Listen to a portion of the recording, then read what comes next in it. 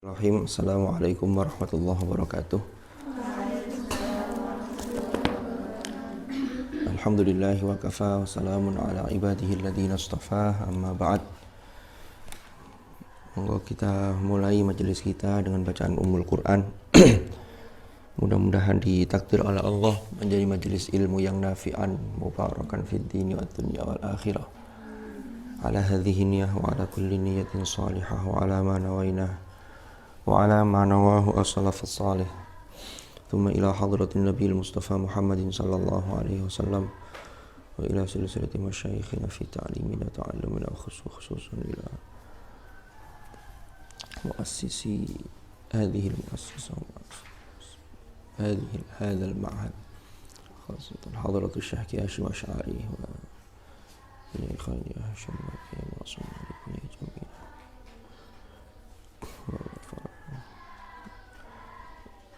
Wa khususan ila muallif kitab at-tibyan fi adabi hamalatil Qur'an wa usulihim wa furu'ihim wa nafa'ana bihim wa bi'ulumihim fid dharain amin. Al-Fatihah. A'udzu billahi minasyaitonir rajim.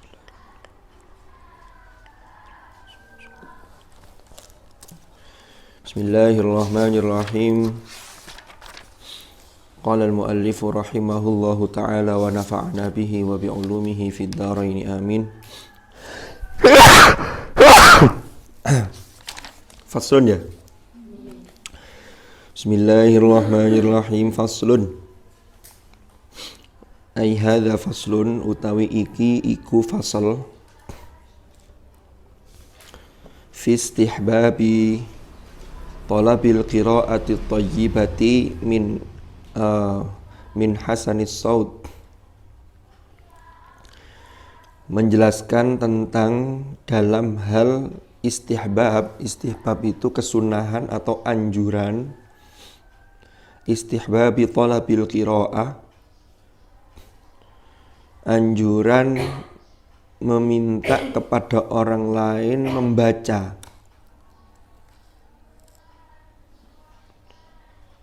atau bacaan, jadi mencari atau meminta bacaan atau yibati yang baik. Dari siapa? Min hasanis saut, dari orang yang indah suaranya, yang suaranya bagus.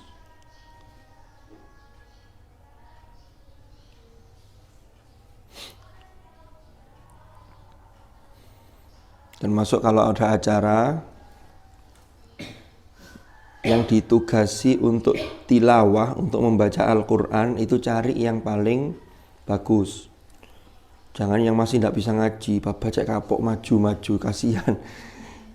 Karena perintahnya itu, ini berangkat dari contoh para ulama, termasuk para sahabat, termasuk ketika masa Nabi itu sering meminta kepada sahabat, memerintahkan kepada sahabatnya untuk membacakan Al-Quran.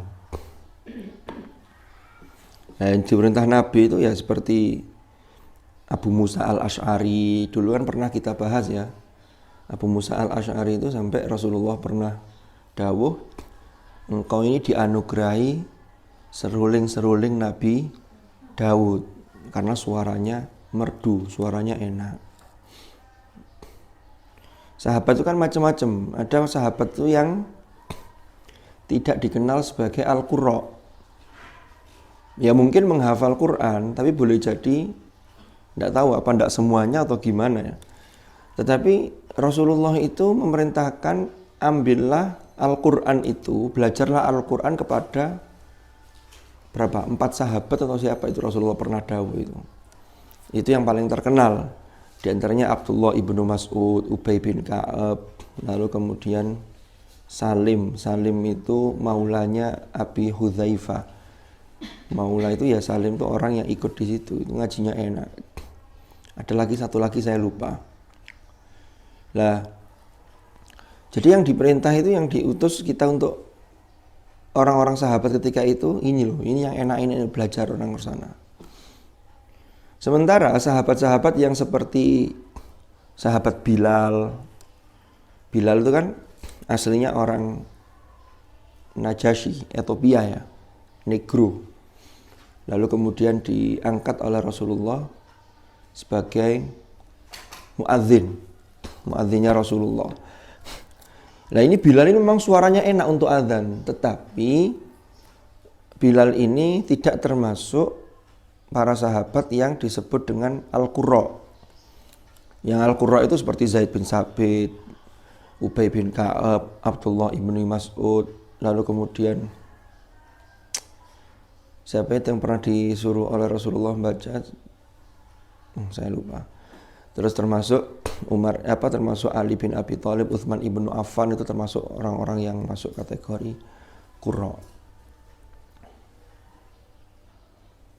Siapa sih penduduk Ansor? Lupa saya. Sa'ad bin Hudar ya. Ada yang pernah tahu nggak ceritanya ini? Lupa. Lah kalau Bilal ini lebih pada yang lain. Nah, Bilal itu keimanannya sudah teruji karena dia disiksa seperti itu oleh siapa tuannya dulu namanya Umayyah bin Khalaf, tapi dia tetap mempertahankan keimanannya sampai kemudian dia ditebus oleh siapa yang nebus Bilal bin Rabah itu? Abu Bakar As-Siddiq. Nah itu. Jadi anjuran untuk minta tolong ke orang lain yang bacaannya Al-Qur'annya bagus untuk membacakan Al-Qur'an. I'lam ketahuilah anna jama'atin minas salaf, bahwasannya banyak kelompok-kelompok, golongan-golongan minas salafi dari ulama salaf. Kanu ono sapa jamaat minas salaf iku yatlubuna, meminta min ashabil qiraati, dari orang-orang yang bacaannya bagus. Jadi orang yang ngajinya enak, bacaannya bagus itu ya bagus dari suaranya, bagus dari cara bacanya. Bil aswatil hasanati. Jadi ashabil qiraah yang memiliki al aswat al hasanah, yang memiliki suara-suara yang indah. Yatlubuna apa? An yaqra'u, ing yen toh membacakan sapa ashabul qiraah. An yaqra'u, ing yen toh membaca sapa ashabul qiraah. Wahum hale utawi jamaat minas salaf, hale utawi mereka kelompok-kelompok dari ulama salaf itu iku yastami'una, mendengarkan dengan seksama, mendengarkan dengan baik, mendengarkan dengan serius.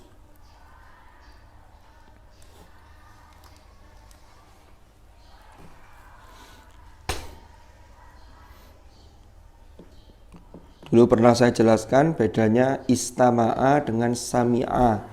Sami'a yasma'u, mendengar, tapi kalau yastami'u itu mendengarkannya lebih serius.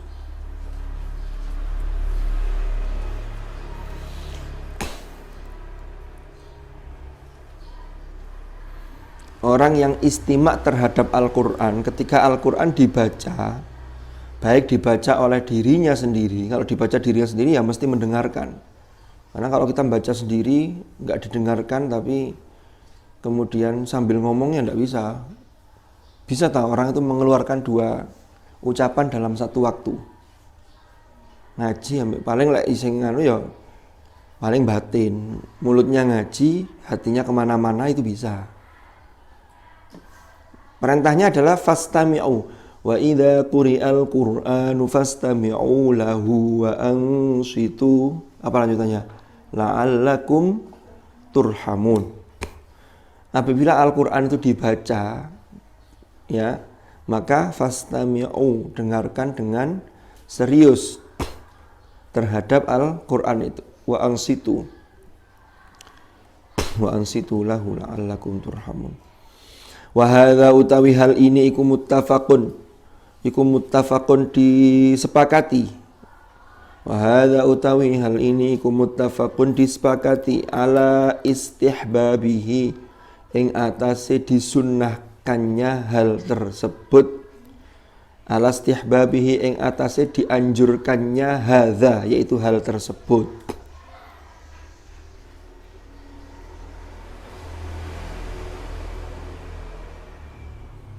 Wa huwa utawi hadza iku adatul akhyar, kebiasaan orang-orang pilihan, kebiasaan yang dilakukan orang-orang khusus, orang-orang tertentu, orang-orang pilihan.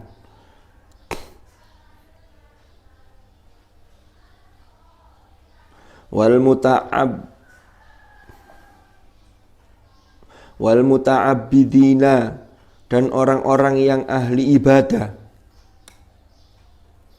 Wal muta'abbidina, dan orang-orang yang senantiasa beribadah, ahli ibadah. Ini maksudnya adatul muta'abbidin wa adatu ibadillahi sholihin. Wa ibadillahi sholihin, dan juga kebiasaannya orang-orang kebiasaannya hamba-hamba Allah as-sholihin yang salih.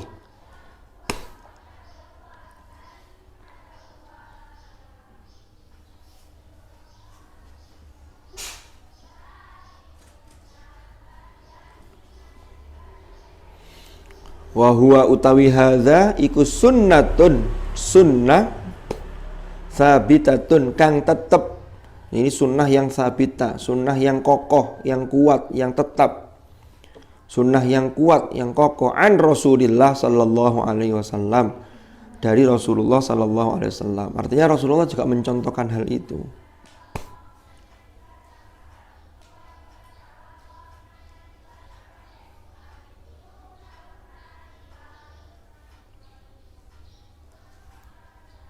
Faqad sohalan, sungguh benar-benar.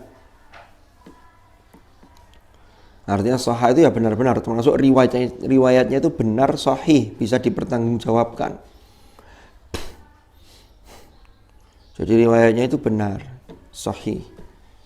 An Abdillah ibn Mas'ud, riwayat dari Abdullah ibn Mas'ud.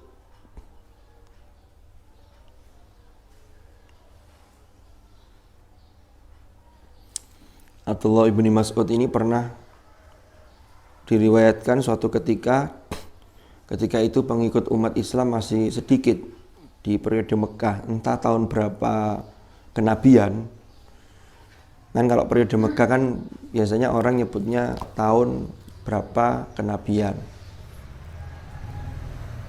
Baru ketika hijrah itu tahun berapa hijriah. Rasulullah di Mekah berapa tahun, Rek? Berapa? 13. Ya, Abdullah bin Mas'ud itu katanya orangnya itu tidak begitu tinggi, kecil begitu, tapi ngajinya enak. Ini termasuk yang ngajinya enak, karena Abdullah bin Mas'ud ini nanti kemudian diutus oleh Rasulullah untuk mengajarkan Al-Quran ke daerah Irak, Makanya di Irak itu termasuk di Basra, di Kufah. Itu termasuk di Kufah, Ibnu Mas'ud itu, muridnya Ibnu Mas'ud itu ada Abu Abdurrahman As-Sulami. Abu Abdurrahman As-Sulami itu punya murid Imam Asim. Imam Asim punya murid Imam Hafiz. Terus sampai ke kita. Ya, Abdullah bin Mas'ud saking saking beraninya untuk mengungkapkan kebenaran. Ketika waktu itu pengikut Islam masih sedikit, dia dengan beraninya ketika itu membaca Al-Quran di dekat Ka'bah. Ka'bah waktu itu ya masih dikuasai kafir Quraisy, karena di sekelilingnya masih banyak berhala-berhala. Kan berhala itu baru bisa dihancurkan, dibersihkan dari area sekitar Ka'bah itu kan setelah terjadinya Fathu Makkah. Tiba-tiba Abdullah bin Mas'ud ini dikeroyok, dipukul sama orang-orang kafir Quraisy. Akhirnya wajahnya lebam-lebam, bengkak-bengkak. Jadi ketika itu padahal dakwahnya masih bersifat sirri. Tapi sirri tapi sudah mulai. Tapi Abdullah bin Mas'ud ini berani orangnya. Berani. Itu sosok-sosok sahabat Rasulullah sallallahu alaihi wasallam. Radhiyallahu an. Qala berkata sapa Ibnu Mas'ud, kata beliau, qala li Rasulullah pernah dawuh kepadaku. Qala dawuh atau berkata li kepadaku sapa Rasulullah sallallahu alaihi wasallam. Termasuk Abdullah bin Mas'ud pernah diutus Rasulullah untuk membacakan ayat suci Al-Quran. Kata Rasulullah kepada Abdullah bin Mas'ud, Iqra' alayya.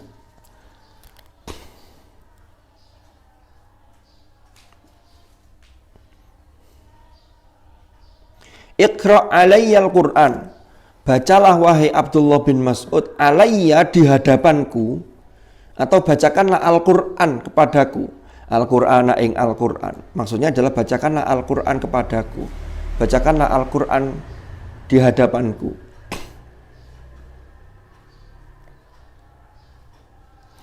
Fakultu ya Rasulullah, fakultu kemudian aku menjawab. Jadi Abdullah bin Mas'ud ini jawab, ya Rasulullah, wahai Rasulullah. Aqra'u alaika. Jadi Abdullah bin Mas'ud ingin menegaskan lagi, mosok kula saya ini membacakan Al-Quran di hadapan panjenengan, wa alaika unzil, sedangkan Al-Quran itu diturunkan kepada panjenengan.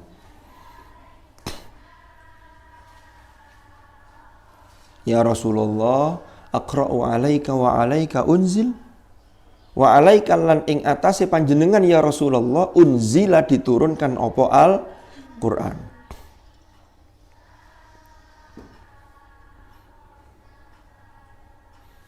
Ini kalau kita kontekstualisasikan kayak santri, ada santri yang pintar baca Quran, kiainya itu hafal Quran dan bacaannya bagus. Santri itu dipanggil, ayo sampean baca Quran.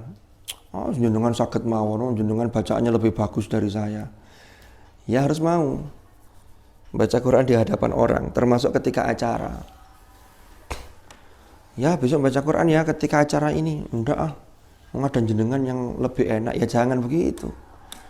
Nah kalau mikirnya begitu, lah Rasulullah itu yang menerima Al-Quran dan bacaannya itu selalu dirindukan oleh para sahabat. Ya, jadi Rasulullah itu luar biasa, sahabat-sahabat itu mencintai beliau, termasuk ketika membacakan Al-Quran. Nah, sesekali Rasulullah minta kepada sahabat yang lain untuk membacakan Al-Quran di hadapan beliau, termasuk salah satunya Abdullah bin Mas'ud. Apa jawab Rasulullah setelah mendengar jawaban Ibnu Mas'ud? Kata Rasulullah, qala dawuh sapa Rasulullah.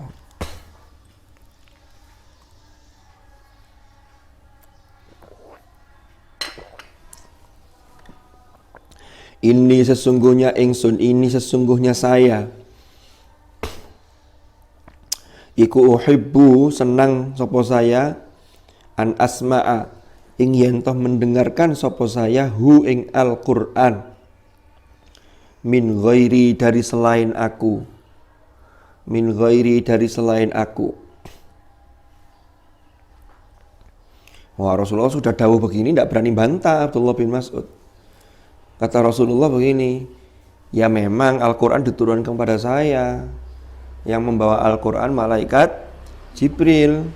Tapi saya itu senang kalau bisa mendengarkan bacaan Al-Quran itu dari selain aku. Jadi Rasulullah itu ngutus sahabat-sahabat senior, sahabat-sahabat qurra yang senior ini untuk membacakan Al-Quran di hadapan beliau. Dan itu sahabat-sahabat pilihan yang memang suaranya bagus, ngajinya enak. Sekaligus Rasulullah ingin mendengar dan ingin ngecek Al-Quran, hafal Al-Quran beliau-beliau itu. Lalu Abdullah bin Mas'ud mengatakan faqara'tu kemudian membaca sapa ingsun, saya membaca alaihi di hadapan Rasulullah. Baca apa? Surat An-Nisa, yaitu surat An-Nisa.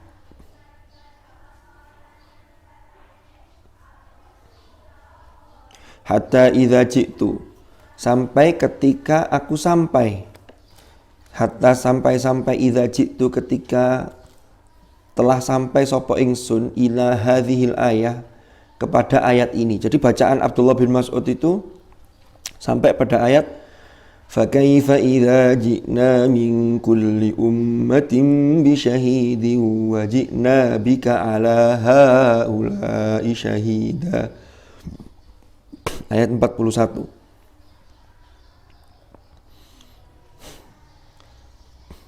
Fakaifa maka moko hale kaya apa, maka bagaimana?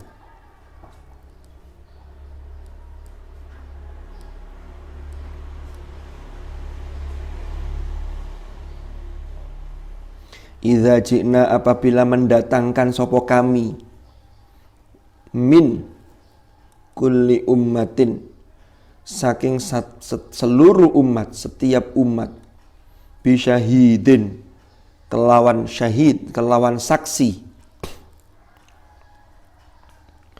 Wajibna dan mendatangkan sapa kami bika engkau ya Rasulullah ala haula terhadap mereka syahidan satu saksi, yaitu engkau yang menjadi saksi bagi mereka. Nanti saya jelaskan. Qala dawuh sapa Rasulullah hasbuk al-an. Hasb itu cukup ya. Makanya adalah ada ayat waqalu hasbunallah wa ni'mal wakil. Cukuplah bagi kami Allah sebagai al-wakil. Di sini Rasulullah mengatakan hasbuk. Cukup wahai engkau ya Abdullah bin Mas'ud. Artinya bacaannya cukup, sudah mandek-mandek. Al-an. Sampai di sini sekarang ini sudah cukup.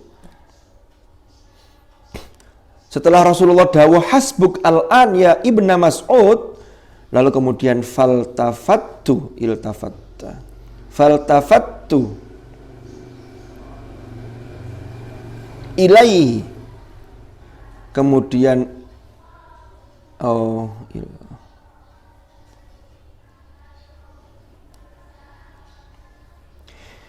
kemudian menoleh sopo ingsun, saya menoleh kepada Rasulullah, ilaihi kepada Rasulullah. Faidzan tiba-tiba ainahu kedua matanya ikut tadzrofani bercucur air mata. Nangis Rasulullah itu. Jadi mendengar bacaan Abdullah bin Mas'ud itu Rasulullah juga mendengarkan secara serius. Ya karena Rasulullah paham yang dimaksud ayat Al-Quran. Nangis Rasulullah. Jadi Al-Quran itu kalau yang baca tepat, bisa menghayati, bacanya dari hati, itu yang mendengarkan itu juga bisa merasakan. Kenapa Rasulullah nangis? Karena begini, ayat ini maknanya dalam sekali. Fakaifa idza ji'na min kulli ummatin bisyahid wa ji'na bika 'ala haula'i syahida. Nanti itu di akhirat umat-umat terdahulu itu dipanggil oleh Allah. Nabi-nabinya dulu. Kan ajaran Islam ini yang harus kita pahami. Mulai dari sejak Nabi Nuh alaihi salam yang mulai ada syariat, itu kan mulai Nabi Nuh. Yang kemudian pada masa Nabi Nuh itu seluruh umat manusia itu dihabiskan karena terjadi banjir besar. Makanya tinggal orang beriman ketika itu. Maka disebut dzurriyyataman hamalna ma'anuh. Termasuk kita ini adalah anak cucu dari orang-orang yang kami selamatkan, kami bawa di atas perahu Nabi Nuh bersama Nabi Nuh. Terus sampai keturunan ke bawah, termasuk Nabi Nuh itu wa inna min syi'atihi la Ibrahim. Di antara keturunan Nabi Nuh itu adalah Nabi Ibrahim. Nabi Ibrahim menegaskan kembali monoteisme. Karena pada masa Nabi Ibrahim ini sudah banyak sekali kerusakan-kerusakan. Diajarkan kembali tauhid. Jadi tauhidnya itu sama, ajaran para rasul itu sama. Hanya bedanya di tataran syariat. Karena runtutan tataran praktek ibadah atau syariatnya itu suatu hal yang berkesinambungan, yang itu proses. sampai sempurna pada masa Nabi Muhammad sallallahu alaihi wasallam. Al-yauma akmaltu lakum dinakum wa atmamtu alaikum ni'mati wa raditu lakumul islama dina. Kan begitu. Sehingga para rasul tidak mungkin bertabrakan ajarannya. Karena ajarannya semuanya sumbernya dari Allah. Hanya yang beda itu syariatnya. Ini sering saya sampaikan di banyak majelis. Ya contohnya syariat sholat. Nabi-nabi sebelumnya juga sholat, tapi sholatnya berbeda-beda. Sholatnya Nabi Sulaiman itu katanya kalau sholat Nabi Sulaiman itu hanya berdiri. Kalau kita kan ada ruku, ada sujud, ada tahiyat barang itu kan. Nabi Sulaiman enggak, berdiri. Makanya ketika beliau wafat, itu sebagaimana dalam surat Saba itu, sampai-sampai pasukannya termasuk golongan jin itu enggak ada yang tahu. Falamma qadayna alaihi al-mauta ma dallahum ala mautihi illa dabbatul ardi ta'kulu min sa'ata. Baru tahu itu karena mengira Nabi Sulaiman sedang sholat. Jadi berdiri di atas sambil megang tongkat beliau. Baru tahu kalau beliau wafat itu sampai tongkatnya itu dipangan rayap. Karena dimakan rayap rapuh sehingga akhirnya Sulaiman itu tersungkur.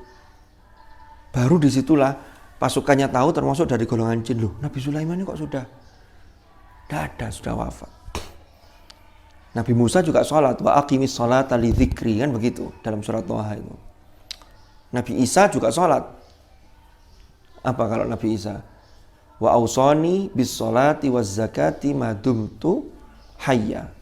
Selama atau sepanjang saya hidup maka Allah berpesan kepadaku untuk senantiasa menjaga sholat bis sholati waz zakah dan juga zakat. Tapi tidak tahu kita bentuknya seperti apa sholatnya Nabi Isa. Nah, dari sini maka nanti itu di akhir zaman ketika hari kiamat itu para nabi-nabi itu umatnya nabi dulu. Umatnya para nabi itu dipanggil. Jadi kalau nabi-nabi terdahulu itu diutus oleh Allah untuk lokalitas tempat tertentu. Wa ila thamuda akhahum salihah wa ila madyana akhahum syu'aibah. Contohnya begitu, wa ila adin akhahum huda. Kaum Ad, Thamud, Ad itu aslinya nama orang. Cuma kemudian orang ini seorang tokoh yang kemudian beranak pinak sehingga menjadi suku-suku besar. Lalu kemudian nama kaumnya itu dinisbatkan kepada nama orang ini, yang tokoh ini. Nah, Nabi Shalih contohnya itu juga dari anak cucunya Thamud. Sehingga Nabi Shalih itu disebut akhahum wa ila thamuda akhahum Shalih. Diutus dari golongan mereka sendiri yang masih keluarga. Diutus untuk mengingatkan agar mereka tidak melakukan kesesatan di dunia, tidak melakukan kedurhakaan kepada Allah, kan begitu. Diutus. Lah nanti umat-umat itu ketika dipanggil, maunya itu mereka di akhirat itu mencari alasan. Wahai kaum Tsamud, kaumnya Nabi Shalih. Mereka ini kan ngawur. Untanya Nabi Shalih, untanya Allah yang sebagai mukjizatnya Nabi Shalih. Saya tahu unta itu dari apa? Unta itu dari batu. Karena orang kaum Tsamud itu punya keahlian wa tsamudal ladzina jabus sakhra bil wad. Jadi batu yang besar, gunung-gunung batu itu dilubangi, diukir untuk menjadi tempat tinggal mereka.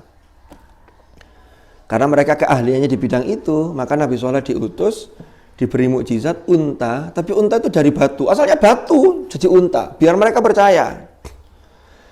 Bahkan untanya tidak hanya hidup, tapi bisa mengeluarkan air susu. Yang air susunya unta itu diminum oleh untanya sendiri, sekaligus ada kesempatan bagi kaum Tsamud untuk mengambil air susu dari hasil unta itu. Lalu gak percaya lah, senemen lah ketika itu. Ngono unta kok dari batu, bukan sulap, bukan sihir. Loh ini beneran. Apa yang terjadi? Tampil salah seorang di antara mereka, justru unta itu direcokin. Pertama direcokin itu Nabi Shalih sudah membagi, hari ini jatahnya unta, air susunya unta jangan diambil. besok jatah kalian baru boleh diambil. Ternyata yang hari jatahnya unta diambil semuanya. Sudah gitu akhirnya unta itu dibunuh, disembelih. Ini ngawur sudah ini. Akhirnya mereka mendapatkan siksa. Fadamdama alaihim rabbuhum bidzambihim fasawwaha wala yakhafu uqba. Mereka nanti ditanya oleh Allah, "Hai kaum Samud, apakah dulu ada seorang utusan yang mengingatkan kepada kalian?" Mereka alasan, "Tidak ada ya Allah, betul wonten, tidak ada siapapun yang mengingatkan kami." Oh, Nabi Soleh, "Loh, ya Allah, saya sudah mengingatkan ya Allah. Saya sudah mengingatkan." Tapi mereka yang tidak mau beriman. Ini nanti yang menjadi saksi bagi mereka, didatangkanlah saksi. Siapa saksi bagi mereka? Umat Rasulullah Muhammad SAW. Kita ini. Ketika kita bersaksi, lalu kemudian dikuati dengan saksi lagi Rasulullah, dan Rasulullah menjadi syahidan ala haula. Jadi Rasulullah menjadi saksi. Wajibna ala haula'i, wajibna bika ala haula'i syahidah dalam ayat ini. Termasuk ini juga di penafsiran surat Al-Baqarah di awal juz 2 itu. Wa kadzalika ja'alnakum ummatan wasatan litakunu syuhada'a 'alan nas. Itu maksudnya itu. Wa kadzalika ja'alnakum ummatan wasata. Wa kadzalika ja'alnakum, dan begitulah kami menjadikan kalian, kita ini umat Rasulullah, umat Muhammad sallallahu alaihi wasallam, ummatan wasata, sebagai umat yang wasata. Wasata itu memiliki wasatiyah, di tengah-tengah, punya keseimbangan. Kenapa? Karena umat-umat terdahulu itu tidak seimbang. Ada yang lupa dengan akhiratnya karena mementingkan hanya urusan dunia. Dikira dunia itu sudah akhir dari segala-galanya. Padahal hidup itu harus fit dunya hasanah, fil akhirati hasanah. Usaha dua-duanya ini. Nah, ketika fit dunya hasanah, ini yang mengantarkan untuk fil akhirati hasanah. Jadi ummatan wasato. Maka jadi orang itu beragama itu secara moderat. Wasaton itu. Makanya ada sekarang wasatiyah. Beragama secara wasatiyah itu ada moderasi beragama. Moderasi beragama itu ya enak, sejuk. Itulah yang kemudian Rasulullah memang diutus menjadi rahmat lil alamin. Maka kita juga harus mencontoh Rasulullah sallallahu alaihi wasallam. Contoh, Nabi itu ketika di Madinah ketika itu belum turun ayat yang dalam surat At-Taubah, innamal musyrikuna najasun fala yaqrabul masjidal harama ba'da amihim hadza. Belum turun ayat itu yang di pertengahan juz 10 itu. Nah, ketika itu di Madinah, Rasulullah itu merangkul orang-orang Yahudi yang memang penduduk Madinah situ. Jadi malah diopeni. Di situlah muncul mitsaq al-Madinah, piagam Madinah. Ada perjanjian-perjanjian.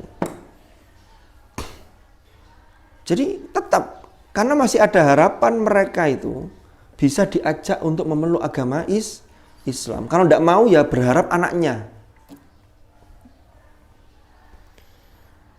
Ini yang sering disampaikan oleh Gus Baha. Ada syariat yang berbeda antara Nabi Nuh dengan Nabi Muhammad. Apa bedanya?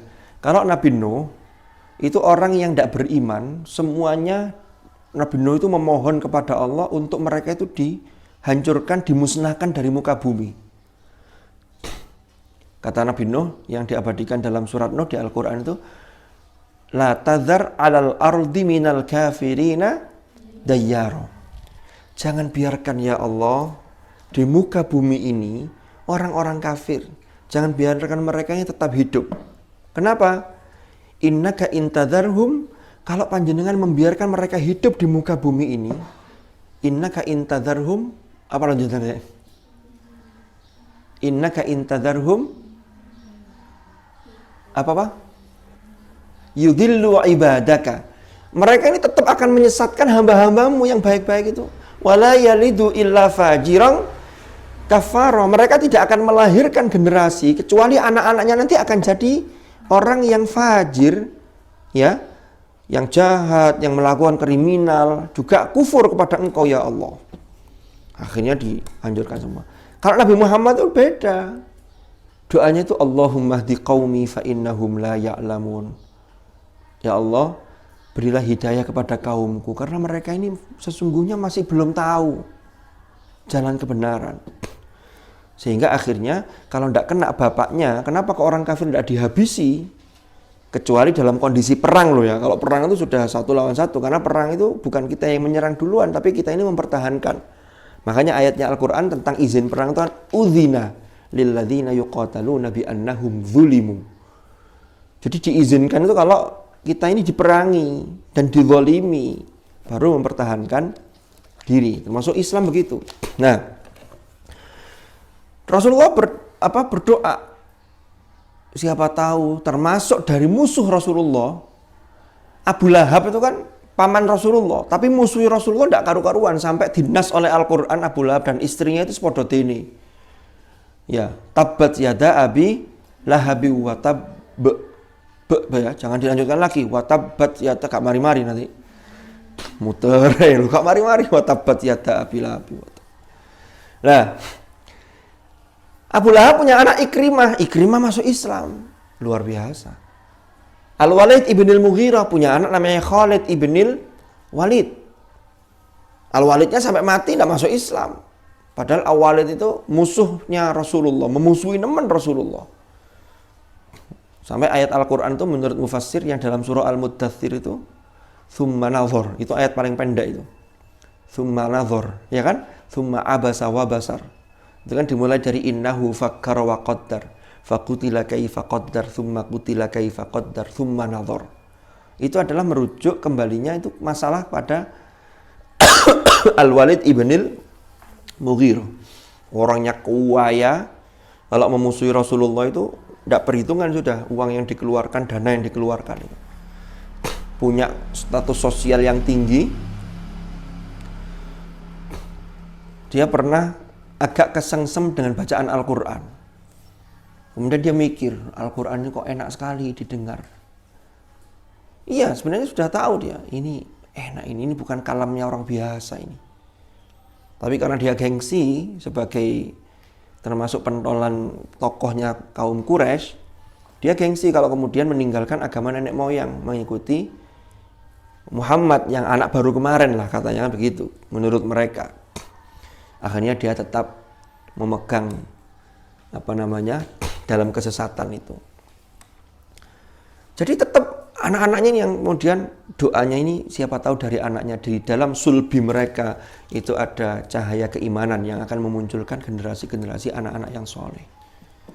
Itu terjadi. Jadi itu bedanya Rasulullah dengan nabi-nabi sebelumnya. Lah, ummatan wasato itu termasuk apa yang dilakukan oleh Wali Songo. Dakwahnya itu wasatiyah.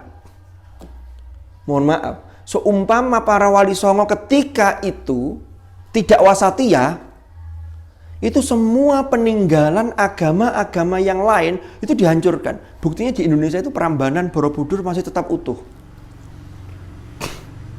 Tapi tetap dakwah kita sampaikan.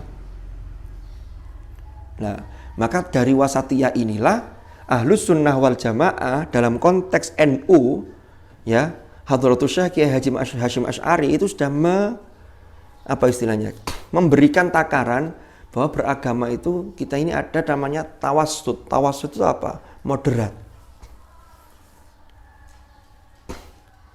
Jadi sesuatu apalagi dalam bidang yang khilafiyah, yang furu', yang cabang-cabang di dalam fikih itu, ini boleh jadi ikhtilaf at-tanawwu'. Rasulullah itu memberi contoh perbedaan dari sisi tata cara yang beragam. Selama itu masih dalam hal yang furu'. Jadi jangan sampai ada orang yang melakukan sesuatu termasuk yang tidak dicontohkan oleh Rasulullah, tapi itu baik. Ya, tahlilan, lalu tibaan itu isinya memuji Rasulullah. Lalu karena itu Rasulullah tidak pernah melakukan tibaan, tidak pernah tahlilan, maka diharamkan, lalu kemudian dikafirkan. Itu namanya terlalu tatorruf. Orangnya namanya mutatorrif, ekstremis. Sehingga semua itu hanya dilihat hitam dan putih. Tidak bisa seperti itu. Makanya di dalam konsepnya Aswaja'an Nahdiyah itu ada tawassut, ada i'tidal, ada tawazun, ada tasamuh. Tasamuh itu toleransi. Itulah beragama secara wasatiyah. Nah, nanti di akhirat kembali lagi ke ayat tadi, wa kadzalika ja'alnakum ummatan wasata litakunu syuhada'a 'alan nas. Nanti kalian ini umatnya Rasulullah Muhammad sallallahu alaihi wasallam itu menjadi saksi di akhirat nanti. Coba sih datangkan umatnya Nabi Muhammad. Dulu ada yang menyampaikan, nggak ada sudah Rasulullah. Karena ajaran Allah itu sama. Tadi itu ya yang beda hanya tataran syariatnya. Tapi tauhidnya sama. Faham nggih? Tauhidnya sama. La nufarriqu baina ahadim mir rusuli. Kami tidak membeda-bedakan antara satu orang dengan yang lain di antara utusan-utusan kami. Utusan Allah, mir rusuli. Nah, kita lanjutkan. Setelah umat-umat terdahulu ini mengingkari itu maksudnya mengatakan di hadapan Allah, tidak ada yang mengingatkan kami, tidak ada yang memberi peringatan kepada kami. Umat Rasulullah menjadi saksi. Lalu dikuatkan oleh Rasulullah sendiri. Jadi Rasulullah itu menjadi saksi, termasuk nanti memberikan syafaat kepada nabi-nabi terdahulu dan kepada umat-umatnya nabi terdahulu. Tapi yang didahulukan ya umatnya Rasulullah sendiri, kita-kita ini. Kenapa kok Rasulullah nangis? Karena jadi saksi itu berat. Saya ambil contoh ya, analogi. Analogi itu sebuah kias, sebuah perumpamaan. Saya itu sudah kadung akrab dengan teman saya. Akrab sudah. Na'udzubillah, tiba-tiba teman saya itu melakukan kriminalitas, melakukan perbuatan kriminal. Akhirnya disidang. Saya teman dekatnya, mungkin ketika kejadian saya berada di situ, tapi mungkin saya entah tahu entah enggak. Saya sudah mengingatkan, kalau saya tahu saya mengingatkan. Tapi ini sudah terjadi, maka siapa saksi mata ketika itu? Saya dipanggil sebagai saksi. Saya kalau ngomong yang sesungguhnya bahwa dia benar-benar melakukan kriminal, apa yang terjadi? Ini akan memberatkan dia. Tapi kalau saya bohong, saksi itu kan di bawah sumpah. Rasulullah tidak mungkin bohong. Karena Rasulullah itu sejak dulu, sejak sebelum diangkat sebagai nabi, itu integritasnya bisa dipertanggungjawabkan. Tidak pernah bohong sedikit pun. Coba, saya ketika bersaksi untuk teman saya, iya memang teman saya melakukan ini. Wabot, kenapa? Karena saya tahu teman akrab saya ini kalau saya bersaksi begini, ini akan menguatkan hakim untuk menjatuhkan putusan yang boleh jadi tuntutannya jaksa itu memang berat, karena pelanggarannya berat. Bayangkan nanti pengadilan Allah. Saksi mengatakan, walaupun sesungguhnya ini hanya penguat, walaupun sesungguhnya tidak ada yang tersisa sedikit pun apa yang kita lakukan di dunia itu pasti akan tampak di sana. Makanya nanti di akhirat itu disebutkan yakhafuna yauman tataqallabu fihil qulubu wal absar. Orang-orang itu akan terkejut. Kan rijalul la tulhihim tijarah wala bai'un an dzikrillahi wa iqamis sholati wa ita'iz zakah. Yakhafuna yauman tataqallabu fihil qulubu wal absar. Ada satu hari yang mereka ini takut, rijal, orang-orang yang selalu ingat Allah, yang tidak dilalaikan oleh perniagaan, oleh perdagangan, oleh bisnis.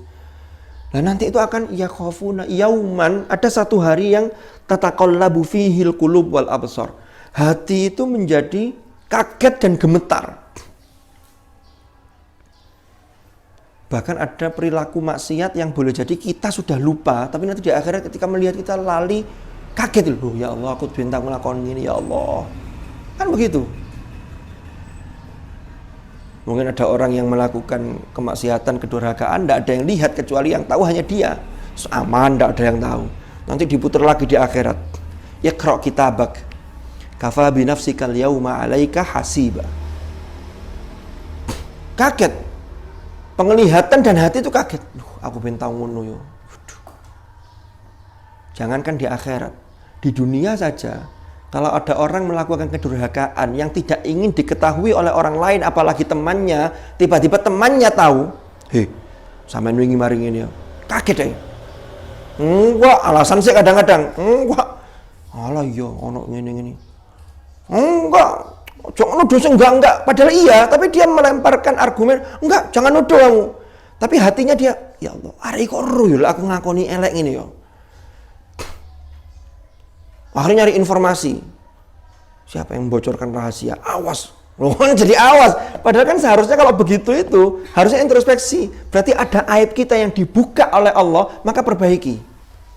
Karena manusia itu kadang-kadang kelihatan mulia di hadapan teman kita hanya karena aib kita ditutup oleh Allah. Bukan mulia yang sesungguhnya, enggak, karena aib kita ditutup oleh Allah. Mungkin mondok ke sini, dulu punya masa lalu. Mondoknya Alia dulu SMP negeri umpama di rumah. Dulu tuh hobinya pacaran. 1 bulan ganti pacarnya. Lalu dia bertobat izin. Wah, lalu di sini jadi pengurus umpama loh ya. Kan pengurus tuh dilihat sama adik-adik santri yang lain. Wah, hebat kakak ini. Itu kalau masa lalu Anda dibuka, itu adik tingkat Anda akan melihat, alah geletek biane yang ngono, kan begitu. Jadi aibnya ditutup. Ini contoh loh ya. Makanya ketika aibnya ditutup oleh Allah, orang yang sudah baik, yang nggak boleh ngerasani orang tuh di sini.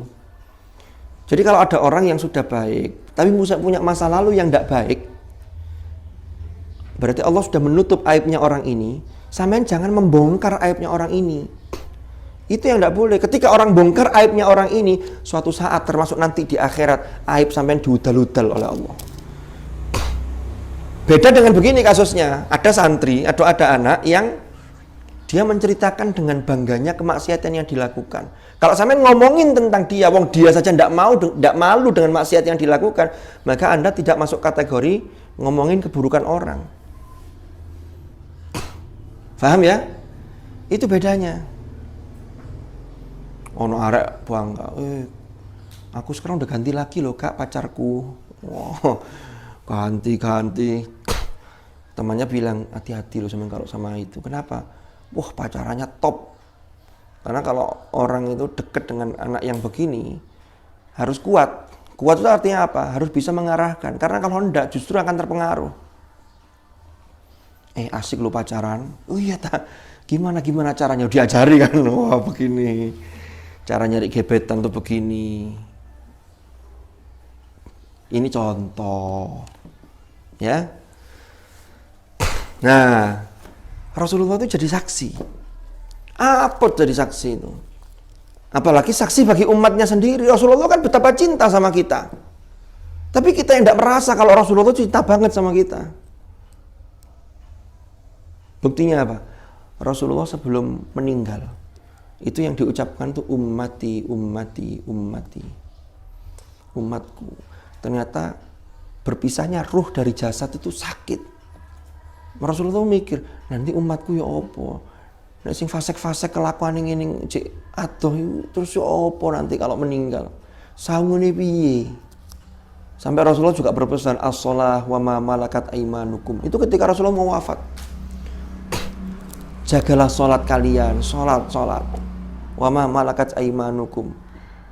Kalau makna aslinya dan budak-budak yang menjadi tanggungan kalian. Karena dulu masih ada budak. Kalau sekarang kita kontekstualisasikan dan orang-orang yang berada dalam tanggung jawab kalian.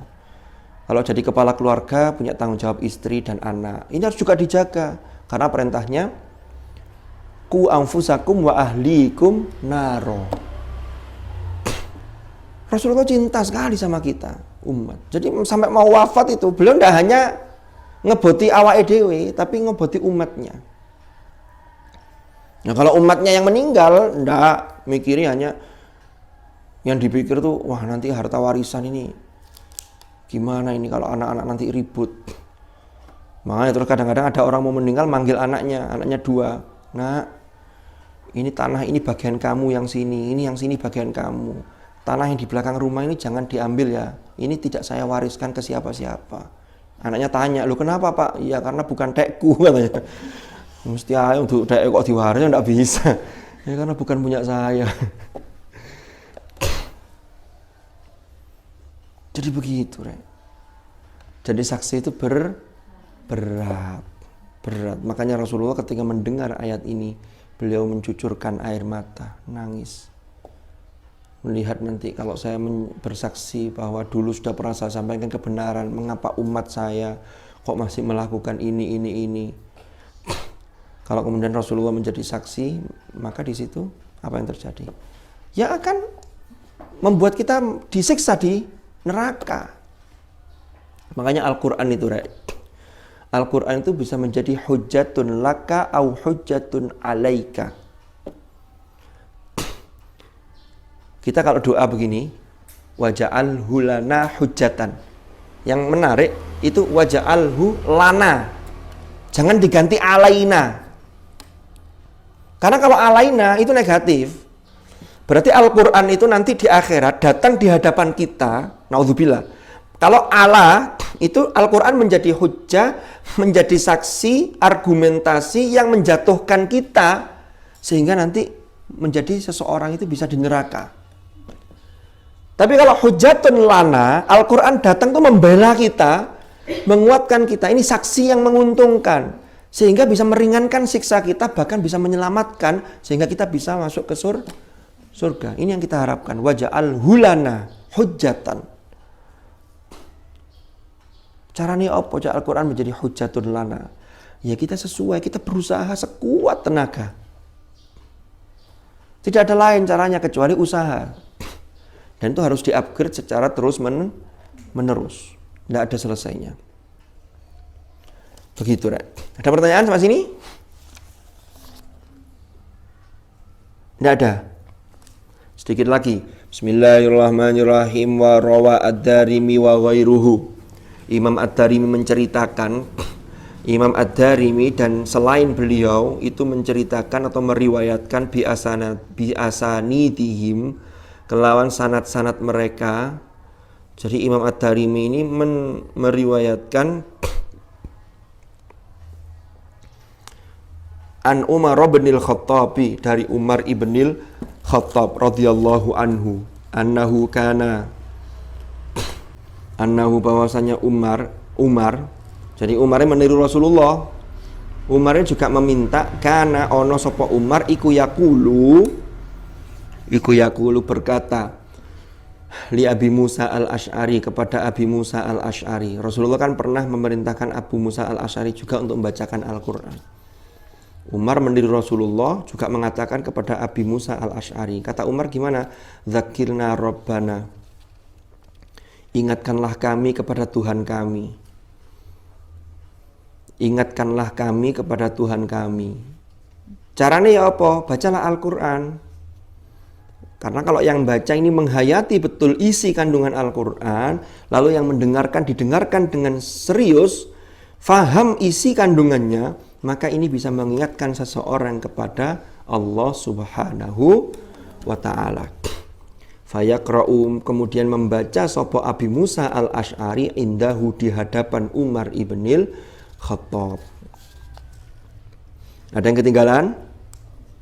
Wal atharu, utawi athar, fi hadza, ing dalam hal ini iku katsiratun, banyak atharus sahabat yang lain yang senada dengan ini.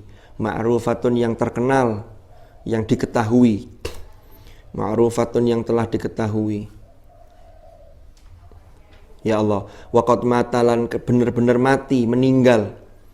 Sampai ada orang itu yang mendengarkan bacaan Al-Quran, saking menghayatinya, saking takutnya kepada Allah, sampai meninggal.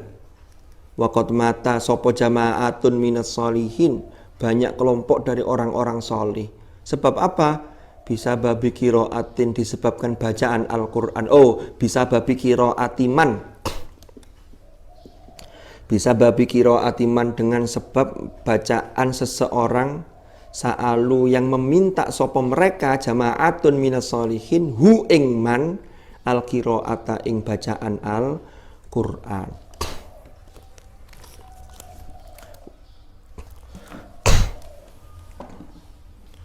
Ada di kebiasaan di Arab, termasuk di Mesir, di Pakistan juga ya. Pakistan ini masuk Asia ya. Nah, Arab juga Asia sih. Itu kalau ada orang baca Quran itu yang dengarkan tuh banyak yang serius, sehingga akhirnya saking nikmatnya, saking syahdunya, Itu sampai kayak orang ngefly itu apa? Kalau orang make, naudzubillah ya, make obat-obatan terlarang atau narkotik, itu kan kayak melayang begitu. Jadi orang tuh kalau sudah sampai pada level tertentu, mendengarkan bacaan Al-Quran itu nikmat betul. Makanya kalau ada orang yang ngaji Quran tidak bisa merasakan nikmatnya, ini bukan salah Qurannya. Berarti ada sesuatu dalam diri seseorang itu. Ini harus diobati. Itu kalau orang baca Quran itu langsung otomatis Allah. Itu betul-betul ingat Allah. Beda dengan di sini. Di sini Allah itu uraan. Allah. Itu karena gudo yang tampil itu beda. Loh iya. Sampai kalau melihat kori-kori internasional, termasuk direkamnya di YouTube banyak, itu mustami itu betul-betul menghayati, merem-merem begini, Allah. Itu mengingatkan sebagaimana Umar ibnul Khattab, Zakirna Rabbana, dengan bacaan Al-Quran itu bisa mengingatkan seseorang kepada Allah. Ada gini enggak ya? Kadang gak enak Allah kan beda. Ya Allah. Jadi ini beda konteksnya. Lalu kemudian sampai ada orang-orang soleh itu minta tolong dibacakan Al-Quran saking enaknya menghayati, lalu takut betul kepada Allah. Apalagi ayat-ayat yang dibaca itu ayat-ayat siksa, umpama ayat-ayat azab. Saking takutnya langsung bisa jadi kena serangan jantung, meninggal. Lalu itu terjadi. Ya. Saking enaknya, enak itu dalam konteks menghayati, tahu konteks ayat itu. Wa qad istahabba, lan teman-teman menganjurkan sapa ba'dul ulama'i, sebagian para ulama, an yustaftaha, ing yen toh dibuka apa majelis hadis Rasulullah sallallahu alaihi wasallam, majelis yang mempelajari hadis Rasulullah sallallahu alaihi wasallam. Wa yukhtama, dan ditutup apa majlis bi qiraati qari'in, kelawan bacaannya seorang qari. Ya, ini bacaannya bacaan Al-Qur'an maksudnya. Hasanis sauti, yang bagus suaranya. Ma tayassara minal Qur'an, membaca ing ayat atau ing sesuatu tayassara yang mudah apa ma minal Qur'ani, saking Al-Qur'an. Thumma innahu yambaghi lil qari, thumma innahu, kemudian sak temene kelakuan iku yambaghi seyogyanya atau seharusnya lil qari, bagi seorang qari, fi hadhil mawatini, ing dalam iki posisi, yambaghi opo an yaqra'a, untuk membaca sapa qari, an yaqra'a, untuk membaca sapa qari, ma ing sesuatu, yaliku, yang sesuai, yang cocok, bil majlisi, kelawan majelis tersebut, wa yunasibuhu, lan nyocoki, artinya harus cocok, harus pas konteksnya. Sama yang kalau diundang pernikahan, Mbak nanti baca ayat suci Al-Quran ya, biar barokah majelisnya. Lalu yang dibaca ayat kullu nafsin dha'iqatul maut. Apakah salah? Ayatnya tidak salah, tapi penetapan konteksnya yang keliru. Faham ya? Ada orang meninggal yang dibaca ar-rijalu qawwamuna 'alan nisa. Gak cocok. Yang tidak cocok bukan Qur'annya loh ya, ayatnya tetap bener, tapi sampaiannya yang gak pas. Makanya di sini kata para ulama, tapi ya mestinya qori itu dalam posisi atau dalam kondisi yang bermacam-macam, sing diwaca itu ya sing tepak ayatnya. Ada reformasi pengurus, biasanya ayatnya apa? Ya ayyuhalladzina amanu athi'ullaha wa athi'ur rasula wa ulil amri minkum. Ya kan? Bisa begitu. Jadi harus tepat. Ini pinter-pinternya, harus bijak kita ini, harus pinter dan tepat dan bijak. Wa antakuna la yanta'ono opo qiraatuhu, bacaannya qori. Jadi bacaannya qori itu fi ayatir rojai, yang dalam ayat-ayat roja wal khauf dan khauf, yaitu ayat yang berbicara mengenai ada harapan dan juga ketakutan. Rojak dan khauf ini ibarat dua sisi mata uang yang dua-duanya harus ada dalam diri manusia. Sama kayak sabar dan syukur, itu dua sisi mata uang. Sama kalau bawa uang receh atau uang kertas, kan ada dua sisi wolak-walik. Kalau hanya satu sisi gak payu. Faham ya? Sama harus pakai dua-duanya. Ya sabar, ya syukur. Syukur itu kalau orang ibadah, itu konteksnya karena kita ini mensyukuri apa yang dianugerahkan oleh Allah. Harus sabar, iya. Sabar terhadap apa? Menjalankan perintah. Sabar menjauhi maksiat. Sabar menghadapi musibah. Roja itu apa? Roja itu harapan, sebuah optimisme, harapan yang sangat kepada Allah. Tapi sekaligus di saat bersamaan ada khauf. Khauf itu ada rasa takut.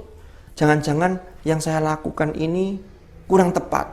Jangan-jangan sholat saya ini masih hanya dinilai oleh Allah 1%. Sehingga dengan khauf itu ada usaha untuk memperbaiki. Kalau tidak ada khaufnya sama sekali, yakin sembahyangku diterima. Masya Allah gak khusyuk, gak apa-apa, Allah itu maha tahu. Sehingga salah-salan kalau begini jadinya. Jadi harus dipadukan antara rojak dan khauf. Wal mawa'id. Dan juga ayat-ayat yang dibaca, kalau konteksnya tertentu, pilihlah ayat-ayat yang mengandung mau'idhah. Mawa'id itu jamak dari mau'idhah. Apa itu? Nasihat-nasihat. Kuntum khaira ummatin ukhrijat linnas. Contohnya begitu. Ta'muruna bil ma'ruf wa tanhauna 'anil munkari wa tu'minuna billah. Kalian ini adalah khaira umat yang terbaik. Tapi syaratnya kalian harus ta'muruna bil ma'ruf wa tanhauna 'anil munkar wa tu'minuna billah. Dan seterusnya. Nanti ayat-ayat yang lain juga banyak tentang mawa'id. Wa tazhidi fid dunya, dan bersikap zuhud di dunia.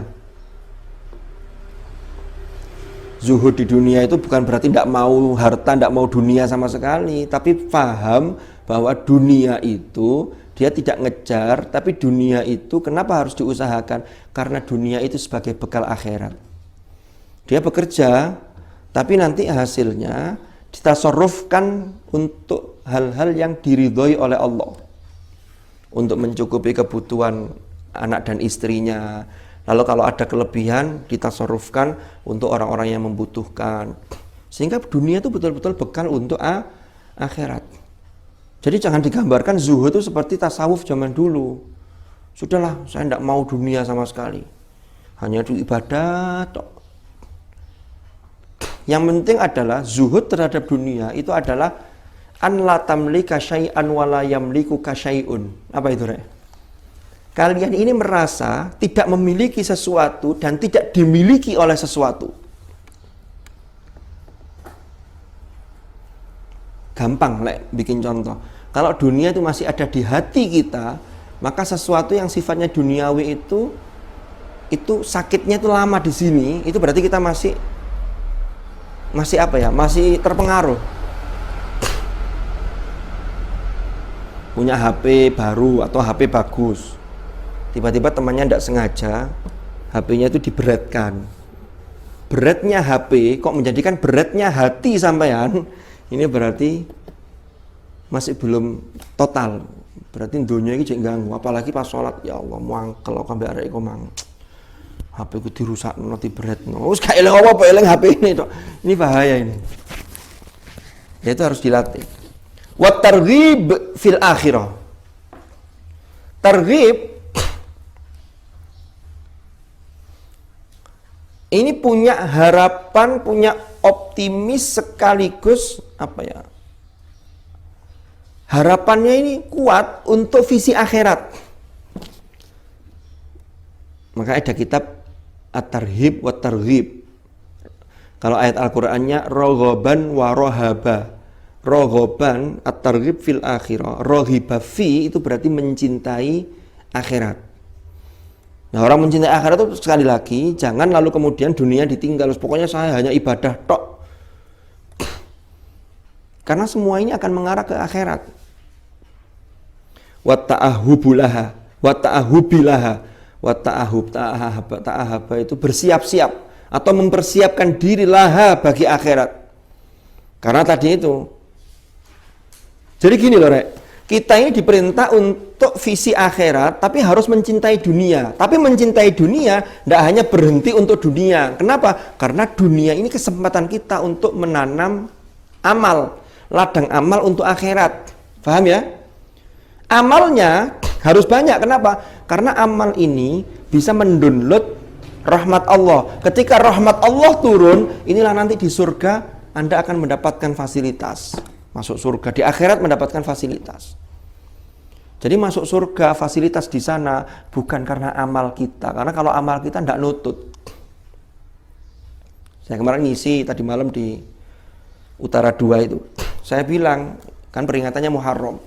Nabi Adam itu melakukan satu kesalahan saja diturunkan dari surga. Yang jadi renungan bagi kita ini salahnya banyak, tapi pengennya masuk surga. Itu kan karena rahmat Allah yang tidak bisa. Sedikit lagi. Wa qasril amal. Qasril amal itu pendek angan-angan. Angan-angan tersifat terkait duniawi. Ada orang tuh yang hanya angan-angan dunia, akhirnya lupa. Mengejar kesenangan dunia. Ini. Habis saya punya rumah satu, punya rumah lagi. Untuk apa? Biar kalau cerita ke orang lain itu keren. Wah, ini orang kaya, ini konglomerat ini. Rumah saya yang di sana tidak saya tempati. Rumah saya sana itu harganya kalau ditaksir itu 1 M lebih. Kan ya biar itu sampai ini memang luar biasa, Pak hebat sampean. Oh iya saya. Mau gitu. Jadi kalau orang ini sudah pikirannya baik, hatinya betul-betul mengarah kepada Allah, maka dia qasril amal. Ya tetap mengejar dunia, tapi tidak kemudian sampai mengganggu urusan akhirat. Kan ada orang tuh yang ngejar dunia, panjang angan-angannya, gampang, sholat nomor 2, sementing kerja di sini, ngomong begitu. Memang sholat nomor 2, kalau bandingannya kalau dilihat dari sudut pandang rukun Islam, yang pertama syahadat, kedua sholat. Tapi kalau dibanding dengan umpama waktunya sudah mepet mau asar, belum sholat zuhur, jangan dianggap sholat kedua. Ya keliru. Saya sering menyampaikan sesuatu harus sesuai konteks. Slogan maju terus pantang mundur itu bagus enggak? Bagus. Tapi kalau lomba Agustusan, tarik tambang lombanya, ayo maju terus pantang mundur. Menang apa kalah? Oh kalah. Karena tarik tambang itu yang maju yang kalah. Kan biasanya ada garisnya tengahnya. Kalau lewati garis maju, kalah dia. Maka tarik tambang berarti dibalik, mundur terus pantang maju. Wa makarimil akhlak. Dan juga kemuliaan akhlak. Jadi ayat yang dibaca itu harapannya pilihannya ya ini. Bisa tentang akhlak, terkait dengan zuhud di dunia, lalu membuat orang itu membuat sifat rojak dan khaufnya itu muncul, nasihat-nasihat yang baik. Makanya menghafal Quran itu saja tidak cukup. Lanjutkan kepada berikutnya bagaimana memahami isi kandungannya. Wallahu a'lam bishawab. Kurang lebihnya mohon maaf. Nanti kalau ada pertanyaan insya Allah episode yang akan datang, okay?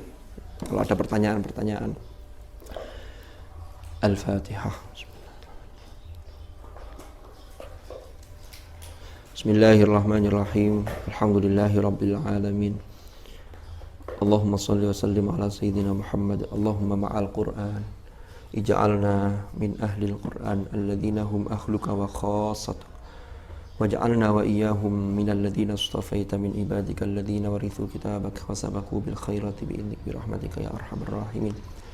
Allahumma inni istawda'tuka wa inni astawdi'uka ma qara'tu wa ma hafidhtu wa ma 'allamtani wa ma 'allamtana fardudhu ilaina inda hajatina ilaih bi rahmatika ya arhamar rahimin. Wa sallallahu ala sayyidina Muhammad walhamdulillahi rabbil alamin. Al-Fatihah.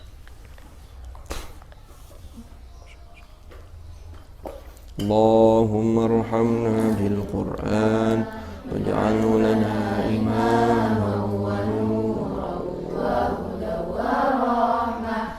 Allahumma dhakkirna minhu ma nasina wa 'allimna minhu ma jahilna warzuqna tilawatahu